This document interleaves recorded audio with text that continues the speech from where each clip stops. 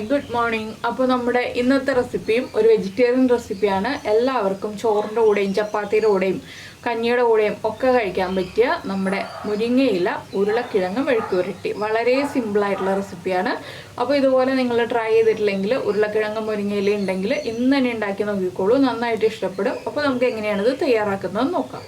നമുക്ക് നമ്മുടെ ഇൻഗ്രീഡിയൻസ് നോക്കാം. ഇൻഗ്രീഡിയൻസ് എന്ന് പറയാനും മാത്രം അധികമൊന്നുമില്ല. ആകെ 2 ഉരുളക്കിഴങ്ങ് എടുത്തിട്ടുണ്ട്, ഒരു ചെറിയ സവാള എടുത്തിട്ടുണ്ട്, പിന്നെ നമ്മൾ എടുത്തിരിക്കുന്നത് നമ്മുടെ മുരിങ്ങയിലയാണ്. അപ്പോൾ എന്തായാലും എല്ലാവർക്കും വെജിറ്റേറിയൻ റെസിപ്പീസാണ് ഇപ്പോൾ കൂടുതൽ ആവശ്യമുള്ളത്. അതുകൊണ്ടാണ് ഞാൻ ഇതുപോലെയുള്ള റെസിപ്പികളൊക്കെ പ്ലാൻ ചെയ്തത്. അപ്പോൾ നമുക്ക് ആദ്യം നമ്മുടെ ഉരുളക്കിഴങ്ങൊന്ന് തൊലി മാറ്റി ചെറിയ പീസായിട്ട് കട്ട് ചെയ്തെടുക്കാം. അതുപോലെ തന്നെ നമ്മുടെ മുരിങ്ങയില കഴുകി വൃത്തിയാക്കിയതിന് ശേഷം അടർത്തിയെടുക്കാം. ഇത് രണ്ടും ചെയ്തതിന് ശേഷം നമുക്ക് മെഴുക്കുപുരട്ടി തയ്യാറാക്കാം.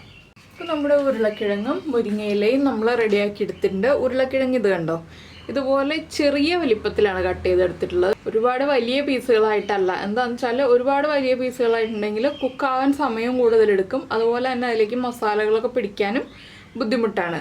പിന്നെ നമ്മൾ മുരിങ്ങയിലയുടെ വലിയ തണ്ടുകൾ മാത്രമേ അടർത്തി കളഞ്ഞിട്ടുള്ളൂ. ചെറിയ തണ്ടുകൾ മുരിങ്ങയിലയിൽ തന്നെ ഉണ്ട്, അതുകൊണ്ട് കുഴപ്പമൊന്നുമില്ല. അപ്പോൾ ആദ്യം നമുക്ക് ഈ ഉരുളക്കിഴങ്ങൊന്ന് കുക്ക് ചെയ്യാൻ വെക്കണം. ഉരുളക്കിഴങ്ങിലേക്ക് ആവശ്യത്തിന് ഉപ്പ്, അതുപോലെ തന്നെ 1/2 ടീസ്പൂൺ മഞ്ഞൾപ്പൊടി, ഇത്രയും ചേർത്തിട്ടാണ് കുക്ക് ചെയ്യാൻ വെക്കുന്നത്. വെള്ളം ചേർത്താണ് നമ്മൾ കുക്ക് ചെയ്യുന്നത്. എന്താണെന്ന് വെച്ചാൽ ഉരുളക്കിഴങ്ങ് നന്നായിട്ട് കുക്കായി കിട്ടണം. അതുകൊണ്ട് വെള്ളം ചേർത്ത് തന്നെ കുക്ക് ചെയ്യുക. ഡ്രൈ ആയിട്ട് നമ്മൾ ആവിയിൽ വേവിച്ചെടുക്കാമെന്ന് വിചാരിച്ചിട്ടുണ്ടെങ്കിൽ ഈ ഒരു മസാല കറക്റ്റ് ആവില്ല, ഇതിലേക്ക് മസാലകളൊന്നും പിടിച്ചും വരില്ല. അതുകൊണ്ട് ഇതൊന്ന് കുക്കായി വരട്ടെ. ആ സമയത്ത് നമ്മുടെ സവോള ഒന്ന് നീളത്തിൽ സ്ലൈസ് ചെയ്തെടുക്കാം നമുക്ക്. പിന്നെ കറിവേപ്പിലയും മറ്റുള്ള കാര്യങ്ങളൊക്കെയാണ് വേണ്ടത്. അപ്പോൾ ഞാൻ ഈ ഉരുളക്കിഴങ്ങിലേക്ക് 1 തണ്ട് കറിവേപ്പിലയും കൂടി ചേർത്താണ് വേവിക്കുന്നത്. ഇതൊന്ന് കുക്കായി വരട്ടെ. കുക്കായി വെള്ളം ഒരു 1/4 ഭാഗം വറ്റിയാൽ മതി, കംപ്ലീറ്റ് ആയിട്ട് വറ്റി പോകണ്ട. ഒരു 1/4 ഭാഗം വെള്ളം വറ്റുമ്പോൾ നമുക്ക് ബാക്കിയുള്ള കാര്യങ്ങൾ ചെയ്യാം. നമ്മുടെ ഉരുളക്കിഴങ്ങ് ഇപ്പോൾ നന്നായിട്ട് കുക്കായി വന്നിട്ടുണ്ട്. വെള്ളമാണെങ്കിലും കുറച്ച് വറ്റി, ഇനിയിപ്പോൾ ഇതാ ഇത്രയേ ഉള്ളൂ. ഇത്രയും വെള്ളം നമുക്ക് ആവശ്യമാണ്. ഇനിയിപ്പോൾ ഫ്ലെയിം ഓഫ് ചെയ്തിട്ട് ഈ ഒരു ചട്ടി മാറ്റി വയ്ക്കാം. നമുക്ക് വേറെ ചട്ടി വയ്ക്കാം. ഞാനിപ്പോൾ വേറൊരു ചട്ടി വെച്ചിട്ടുണ്ട്. ഈ ചട്ടി ഒന്ന് ചൂടായി വരട്ടെ. ഇത് നമുക്ക് വെജിറ്റേറിയൻ രീതിയിലും ചെയ്യാം, നോൺ വെജിറ്റേറിയൻ രീതിയിലും ചെയ്യാം. നോൺ വെജ് ആക്കണം എന്നുണ്ടെങ്കിൽ 2 മുട്ടയും കൂടി ചേർത്താൽ മതി. ഞാനിപ്പോൾ വെജിറ്റേറിയൻ വേർഷനാണ് ചെയ്യുന്നത്. അപ്പോൾ നിങ്ങൾക്ക് ഇഷ്ടമുള്ള രീതിയിൽ നിങ്ങൾക്ക് തയ്യാറാക്കാം. അപ്പോൾ ഉരുളക്കിഴങ്ങിൽ ചെറിയൊരളവിൽ വെള്ളം ഉണ്ടാവണമെന്ന് മാത്രമേ ഉള്ളൂ. ഇതിലൊരു പ്രത്യേകം ശ്രദ്ധിക്കേണ്ട കാര്യം. പിന്നെ ഉള്ളി ചേർക്കാം. സവോളയ്ക്ക് പകരമായിട്ട് ഉള്ളി എടുക്കുകയാണെങ്കിൽ ഒരു 15 ഉള്ളിയോളം എടുക്കുക. സവോളയാണെന്നുണ്ടെങ്കിൽ ഒരു സവോള മതി. അപ്പോൾ അതുകൊണ്ടാണ് ഞാൻ സവോള എടുത്തത്. ഇനിയിപ്പോൾ നമ്മുടെ ചട്ടി ചൂടായി വരട്ടെ. ചട്ടി ചൂടായിട്ട് വേണം നമുക്ക് ബാക്കിയുള്ള കാര്യങ്ങൾ ചെയ്യാനായിട്ട്. അപ്പോൾ നമ്മുടെ വെളിച്ചെണ്ണ നന്നായി ചൂടായി വന്നിട്ടുണ്ട്. നമുക്കിതിലേക്ക് കടുക് ചേർത്ത് കൊടുക്കാം. 1 ടീസ്പൂൺ കടുക് ഒന്ന് പൊട്ടിത്തുടങ്ങട്ടെ. അപ്പോൾ നമ്മുടെ കടുക് പൊട്ടി കഴിയാറായിട്ടുണ്ട്. ഇതിലേക്ക് നമുക്ക് നമ്മൾ കട്ട് ചെയ്ത് വെച്ചിരിക്കുന്ന സവോള ചേർക്കാം,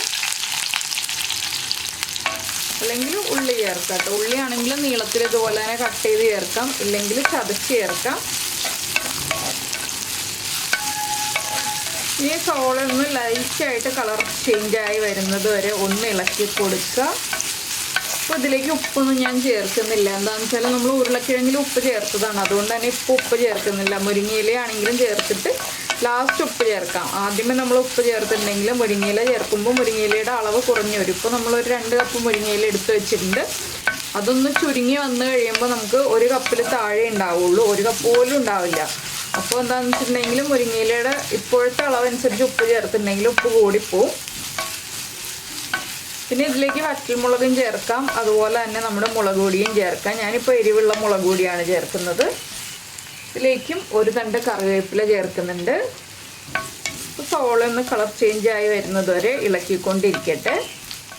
അപ്പോൾ നമ്മുടെ സവോളയുടെ കളറൊക്കെ ചെറുതായിട്ടൊന്ന് ചേഞ്ചായി തുടങ്ങുന്നുണ്ട്. നമുക്കിതിലേക്ക് നമ്മുടെ എരിവിനനുസരിച്ച് മുളക് പൊടി ചേർക്കാം. ഞാനിപ്പോൾ ഒരു 1/4 ടീസ്പൂൺ എരിവുള്ള മുളക് പൊടിയാണ് ചേർക്കുന്നത്. നിങ്ങൾക്ക് നിങ്ങളുടെ എരിവനുസരിച്ച് ചേർക്കാം കേട്ടോ. എന്താണെന്ന് വെച്ചാൽ കാശ്മീരി ചില്ലി പൗഡർ ആണെങ്കിൽ ഒരു 1.25 ടീസ്പൂൺ വരെ ചേർത്ത് കൊടുക്കാം.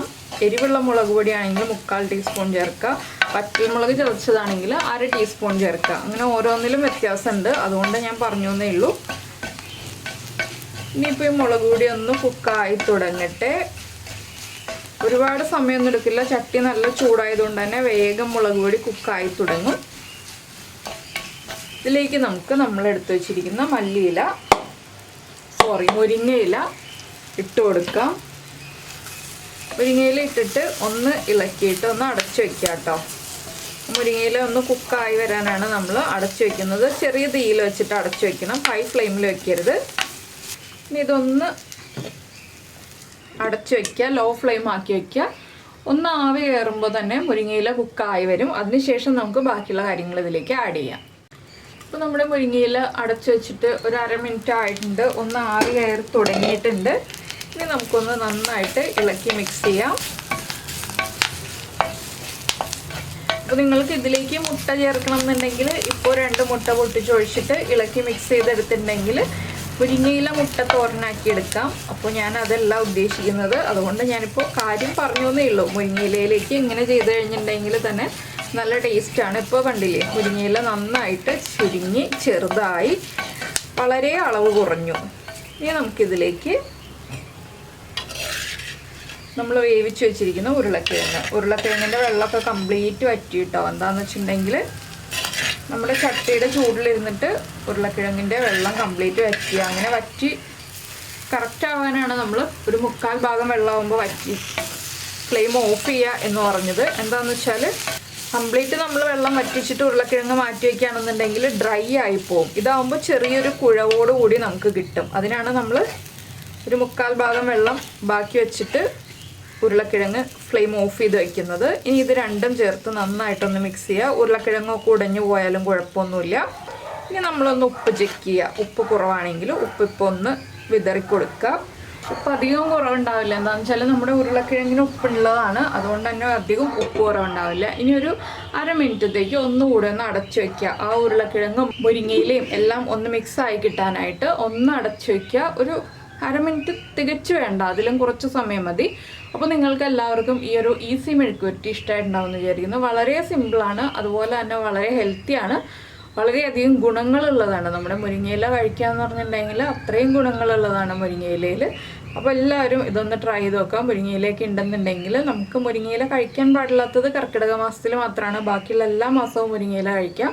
അപ്പോൾ മുരിങ്ങയില വീട്ടിലുണ്ടെങ്കിൽ ഉറപ്പായിട്ടും ട്രൈ ചെയ്ത് നോക്കൂ. ഈ റെസിപ്പി നന്നായിട്ട് ഇഷ്ടപ്പെടും. ഉരുളക്കിഴങ്ങ് ഇഷ്ടപ്പെടുന്നവർക്കൊക്കെ വളരെയധികം ഇഷ്ടപ്പെടുന്ന റെസിപ്പിയാണ്. അപ്പോൾ ഇത് ഡ്രൈ ആയിട്ട് വേണമെന്നുണ്ടെങ്കിൽ കുറച്ച് സമയം തുറന്ന് വെച്ചിട്ട് വേവിച്ചെടുക്കുക, അത്രയേ ഉള്ളൂ. ഡ്രൈ ആയിട്ട് വേണ്ട, ഇതുപോലെ ചെറുതായിട്ട് കുഴഞ്ഞിരിക്കുന്ന രീതിയിൽ മതിയെന്നുണ്ടെങ്കിൽ അടച്ചു വെച്ചിട്ട് തന്നെ കുക്ക് ചെയ്തെടുക്കുക. അപ്പോൾ പിന്നെ നമ്മുടെ ചാനൽ ആദ്യമായിട്ട് കാണുകയാണ്, നമ്മുടെ വീഡിയോ പ്രസൻറ്റ് ചെയ്യുന്ന രീതിയൊക്കെ ഇഷ്ടമായി എന്നുണ്ടെങ്കിൽ നമ്മുടെ ചാനലൊന്ന് സബ്സ്ക്രൈബ് ചെയ്ത് സപ്പോർട്ട് ചെയ്യണേ. സബ്സ്ക്രൈബ് ചെയ്യുന്നതിന് ഈ വീഡിയോയുടെ താഴെയുള്ള റെഡ് സബ്സ്ക്രൈബ് ബട്ടൺ ഒന്ന് ക്ലിക്ക് ചെയ്യുക. അതിൻ്റെ റൈറ്റ് സൈഡിലുള്ള ബെല്ലൈക്കണും ക്ലിക്ക് ചെയ്യുക. അപ്പോൾ ഓളെന്ന് പറഞ്ഞിട്ടൊരു ഓപ്ഷൻ കാണാം. ആ ഓളും കൂടി പ്രസ് ചെയ്തിട്ടുണ്ടെങ്കിൽ ഞാൻ എപ്പോഴും വീഡിയോ അപ്ലോഡ് ചെയ്യുമ്പോൾ നിങ്ങൾക്ക് നോട്ടിഫിക്കേഷൻ വരും. അപ്പോൾ ഇതുണ്ടോ, ഇതുപോലെ ഒന്ന് സ്പ്രെഡ് ചെയ്തിട്ടുണ്ടെങ്കിൽ ഡ്രൈ ആയി കിട്ടും. ഞാനപ്പോൾ അധികം ഡ്രൈ ആക്കി എടുക്കുന്നില്ല, ഞാൻ ഇതുപോലെയാണ് എടുക്കുന്നത്. ഫ്ലെയിം ഓഫ് ചെയ്യാണ്. ഇനിയിപ്പോൾ നിങ്ങൾ ചോറിൻ്റെ കൂടെ ചേർത്ത് അല്ലെങ്കിൽ കഞ്ഞിയുടെ കൂടെ ചേർത്ത് കഴിച്ചിട്ട് അഭിപ്രായങ്ങളൊക്കെ പറയുക. ചപ്പാത്തിയുടെ കൂടെയും കഴിക്കാം, നല്ലൊരു കോമ്പിനേഷനാണിത്. അപ്പോൾ എന്തായാലും എല്ലാവരും ട്രൈ ചെയ്ത് നോക്കുമെന്ന് വിചാരിക്കുന്നു. ട്രൈ ചെയ്ത് നോക്കിയിട്ട് ഇഷ്ടമായാലും ഇല്ലെങ്കിലും കമൻസൊക്കെ അറിയിക്കുക. അതുപോലെ തന്നെ ഇഷ്ടപ്പെട്ട റെസിപ്പി ആണെങ്കിൽ ഒന്ന് ലൈക്ക് ചെയ്യാനും കൂടി മറക്കരുത് കേട്ടോ. ഞാനിപ്പോൾ ഫ്ലെയിം ഓഫ് ചെയ്തു. ഇനിയിപ്പോൾ കഴിക്കുക എന്നുള്ള പരിപാടി മാത്രമേ ഉള്ളൂ. അപ്പോൾ എന്തായാലും നമുക്ക് നമ്മുടെ അടുത്ത റെസിപ്പിയുമായിട്ട് അടുത്ത ദിവസം വീണ്ടും കാണാം.